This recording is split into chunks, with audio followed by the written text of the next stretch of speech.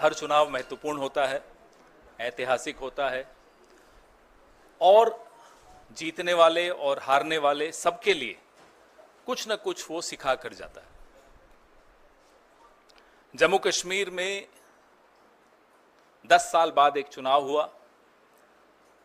जिन परिस्थितियों में हुआ वो आपके सामने है। कैसे जम्मू कश्मीर को बेइज्जत किया गया, राज्य का दर्जा छीना गया, वो आपके सामने है। और कैसे केंद्र सरकार ने रूल बाय प्रॉक्सी अपने लेफ्टिनेंट गवर्नर के माध्यम से किस तरह से जम्मू कश्मीर में भ्रष्टाचार, कैसे वहां के स्थानीय नागरिकों की न सुरक्षा का ध्यान रखा, न रोजगार का ध्यान रखा। लगातार जो खबरें, आतंकवाद बढ़ने की खबरें, जम्मू रीजन तक में आतंकवादी हमले होने लगे, न आम नागरिक वहां सुरक्षित महसूस करता है, न पर्यटक महसूस करते हैं अपने आप को सुरक्षित। कश्मीरी पंडितों से जो वादे किए गए वो बिल्कुल भुला दिए गए पिछले 10 साल में। ये सब इन परिस्थितियों के बीच में जम्मू कश्मीर में एक चुनाव हुआ, ऐतिहासिक चुनाव था और जम्मू कश्मीर के बाशिंदों ने एक स्पष्ट जनादेश दिया। जम्मू कश्मीर, आज भी हम उसको राज्य ही मानते हैं, तो मैं तो यही कहूंगा कि जम्मू कश्मीर राज्य के लोगों को बहुत बहुत मुबारक कि उन्होंने इस चुनाव में बढ़ चढ़कर हिस्सा लिया और करारा जवाब दिया उन लोगों को जिन्होंने जम्मू कश्मीर को की इज्जत को रौंदने में कोई कसर नहीं छोड़ी थी। जैसा कि आप सब जानते हैं, पूर्ण राज्य का दर्जा छीनकर यूनियन टेरिटरी बनाना अपने आप में अप्रत्याशित था। हरियाणा में चुनाव हुआ जिसके नतीजे बिल्कुल अप्रत्याशित हैं और यहां तक कि यह भी कहेंगे कि अस्वीकार्य हैं।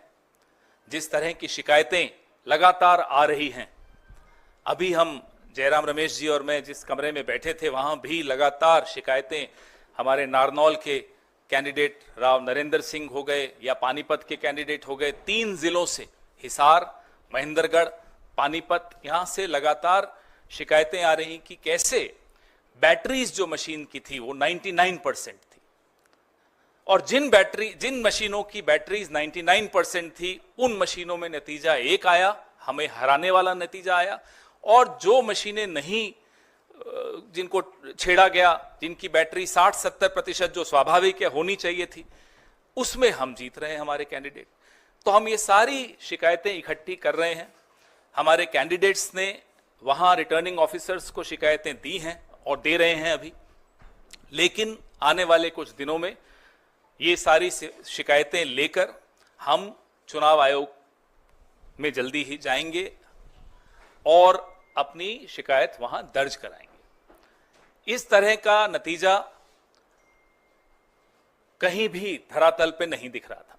आप लोग भी गए, हम लोग भी गए, सब घूम रहे थे।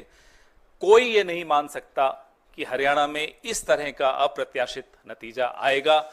हम सब अचंभित हैं। ये अगर एक लाइन में इसको कहा जाए तो ये तंत्र की जीत है और लोकतंत्र की हार है।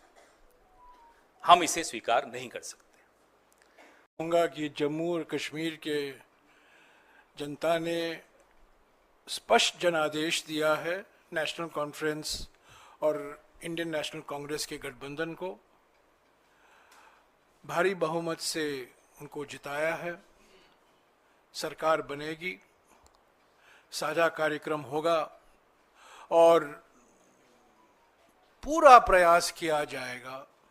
हम पीछे नहीं हटेंगे। इस गठबंधन सरकार की प्राथमिकता यूटी को फिर से पूरे राज्य का दर्जा मिलना जरूरी है और यही प्राथमिकता होगी। और भी मुद्दे हैं, विकास से जुड़े हुए मुद्दे हैं। साझा कार्यक्रम, दोनों पार्टियों के मैनिफेस्टो भी है, साझा कार्यक्रम भी तैयार किया जाएगा और एक पारदर्शिता से जवाबदेही और संवेदनशील सरकार ये गठबंधन जम्मू और कश्मीर की जनता को देगी। हरियाणा के संदर्भ में हमने चुनाव आयोग से आज दोपहर से लगातार शिकायत कर रहे हैं। उनसे जवाब भी आया है, उस जवाब का जवाब भी मैं दे रहा हूं, और उसके बाद भी 3 या 4 जिलों से बड़े गंभीर शिकायत आए हैं। वो सब कल या परसों हम चुनाव आयोग के सामने पेश करेंगे।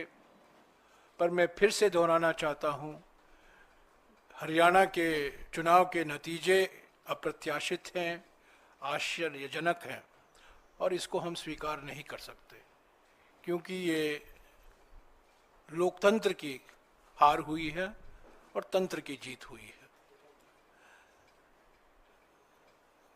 इसके ऊपर मैं आज कुछ नहीं कहूँगा। जब हम सारे शिकायत इकट्ठा करके चुनाव आयोग से समय मांगेंगे, हम उम्मीद करते हैं कि वो समय हमें मिलेगा। कल या परसों तक हम उम्मीद करते हैं कि हम चुनाव आयोग के सामने एक विस्तार से, जो अलग अलग ज़िलों से, अलग अलग असेंबली कंस्टिट्यूएंसी से शिकायतें आई हैं, कुछ आज हमने इलेक्शंस कमीशन के सामने रखा था, पर और भी हैं और बड़े गंभीर मुद्दे हैं ईवीएम को लेकर। और जिस तरीके से एक माहौल पैदा करने की प्रयास की गई, दबाव स्थानीय अधिकारियों पर लाया गया, और जहां जिन जिन सीटों में हमारे हारने की कोई गुंजाइश नहीं थी, वहां हम हारे हैं। मैं समझता हूं ये नतीजा लोक भावना के खिलाफ है, जो जमीनी हकीकत है, और सभी ने ये हकीकत को महसूस किया है। ये नतीजा उसके खिलाफ जाता है।